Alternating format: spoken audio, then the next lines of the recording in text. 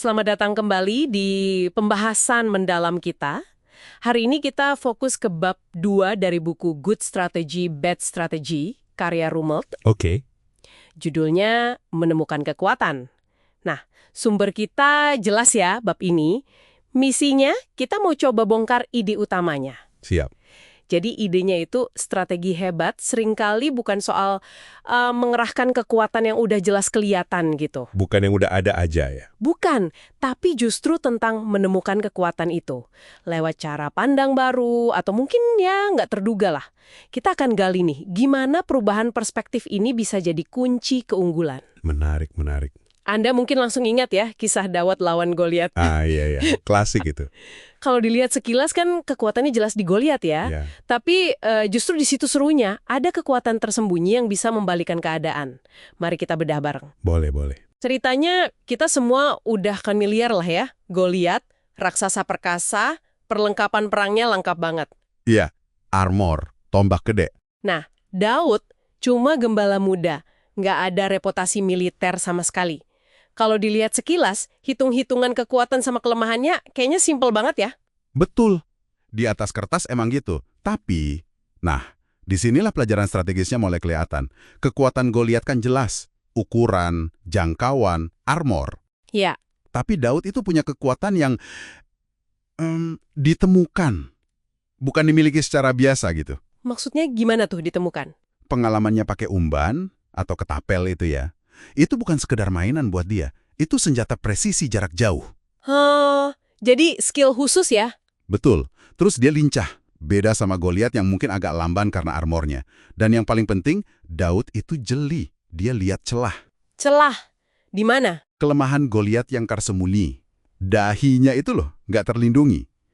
Ini contoh klasik banget soal nemuin asimetri. Asimetri, ketidakseimbangan gitu ya? Iya, ketidakseimbangan kekuatan yang nggak kentara tapi bisa banget dimanfaatin.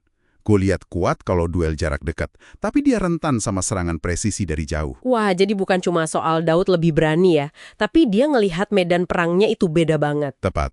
Dia nggak coba ngelawan Goliat pakai cara Goliat. Dia malah ubah aturan mainnya, manfaatin asimetri tadi. Persis. Terus gimana caranya kita bisa melatih diri buat ngelihat asimetri kayak gini ya? Seringnya kan kita kayak terpaku sama kekuatan yang konvensional aja gitu. Nah, itu pertanyaan bagus banget. Salah satunya ya dengan aktif mempertanyakan asumsi dasar kita soal situasi. Asumsi dasar, contohnya? Oh iya ya, dia nggak mau main di zona nyaman Goliat. Nah, itu langkah awalnya. Menemukan kekuatan tersembunyi itu dimulai dari situ. Kita harus berani nantang cara pandang standar. Menarik banget. Coba kita bawa prinsip ini ke dunia bisnis deh. Contohnya Walmart. Oke, Walmart. Dulu kan ada anggapan umum ya, toko diskon raksasa itu cuma cocok buat daerah yang penduduknya minimal 100.000 jiwa. Iya, itu kayak aturan nggak tertulisnya gitu ya. Tapi Sam Walton, dia malah bangun di kota-kota kecil. Awalnya orang mungkin ngelihat kekuatan Walmart itu ya harga murah atau logistiknya yang canggih. Bener, itu yang kelihatan di permukaan. Tapi wawasan strategis Walton yang lebih dalam, momen ahanya itu lebih dari itu. Gimana tuh? Dia nggak cuma neken biaya, dia secara fundamental ngedefinisin ulang apa itu unit bisnis. Maksudnya? Bukan toko lagi. Buat Walmart, unit dasarnya itu bukan toko satu persatu, tapi jaringan toko yang terintegrasi. Jaringan. Iya, jaringan ini isinya pusat distribusi regional, sistem data terpusat, manajemen yang terkoordinasi, yang ngelayanin ratusan toko sekaligus.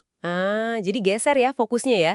Bukan lagi aset fisik satu toko, tapi kekuatan sistemik dari jaringannya itu. Betul. Jaringan inilah yang kalau digabung, ya melayani jutaan orang. Jadi syarat populasi tadi terpenuhi, tapi di level yang beda. Ini ngubah cara kita lihat skala ya. Tepat sekali. Ini bukan cuma soal efisiensi operasional aja, tapi soal ngelihat lapangan bermain pakai kacamata baru. Oke. Pusat distribusi sama logistik terpadu itu bikin toko-toko kecil tadi secara bareng-bareng jadi kekuatan raksasa. Ini nyiptain keunggulan yang susah banget ditiru sama pesaingnya. Kayak Kmart gitu ya? Nah iya, Kmart waktu itu kan modelnya lebih desentralisasi ya.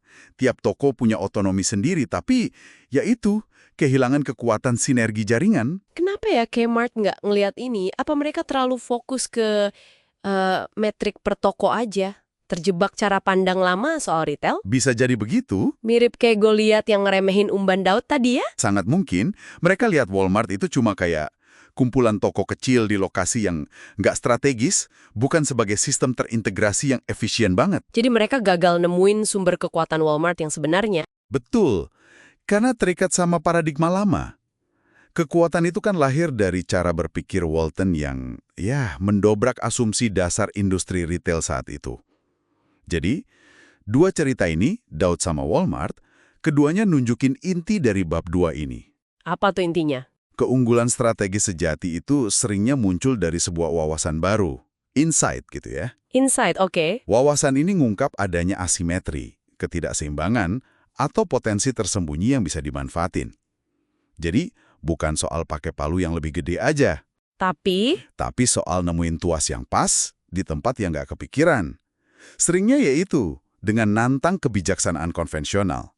oke, jadi penjelajahan kita di bab 2 ini benar-benar soal seni menemukan kekuatan ya. Strategi yang ampuh itu bukan cuma analisis data atau sumber daya yang ada. Bukan cuma itu. Tapi seringnya justru mulai dari momen pencerahan, pas kita berani lihat situasi dari sudut pandang beda, mempertanyakan aturan main yang ada, dan nemuin pengungkit tersembunyi itu. Dan ini relevan banget loh buat Anda, para pendengar. Dalam tiap tantangan yang Anda hadapi, mau itu personal atau profesional, coba deh tanya ke diri sendiri. Tanya apa nih? Ada nggak sih cara pandang dominan yang mungkin bikin Anda nggak lihat sumber kekuatan potensial? Ada cara lain nggak buat ngebentuk ulang masalah ini? Di mana letak asumsi umum yang mungkin keliru atau udah nggak relevan lagi? Jadi kekuatan kita bisa jadi tersembunyi di tempat yang nggak biasa kita perhatiin ya? Bisa jadi, sangat bisa jadi. Oke, sebagai penutup nih, kita coba latihan singkat yuk dalam pikiran. Coba identifikasi satu tantangan besar yang lagi Anda hadapi sekarang. Oke, Apa Goliatnya? Hambatan atau kekuatan lawan yang paling jelas, yang paling bikin gentar gitu. udah kebayang? Nah, sekarang coba luangkan waktu sejenak. Bisa nggak Anda nemuin umban Daud Anda yang tersembunyi? Apa itu? Iya, mungkin perspektif baru, sumber daya yang selama ini diabaikan, atau definisi ulang masalahnya. Atau mungkin asimetri kecil aja yang bisa dieksploitasi buat ngubah dinamikanya semua? Jawabannya mungkin nggak langsung nongol ya. Iya, nggak harus langsung. Tapi pertanyaannya itu loh, itu inti dari menemukan kekuatan. Coba renungkan itu ya. Sampai jumpa di pembahasan kita berikutnya.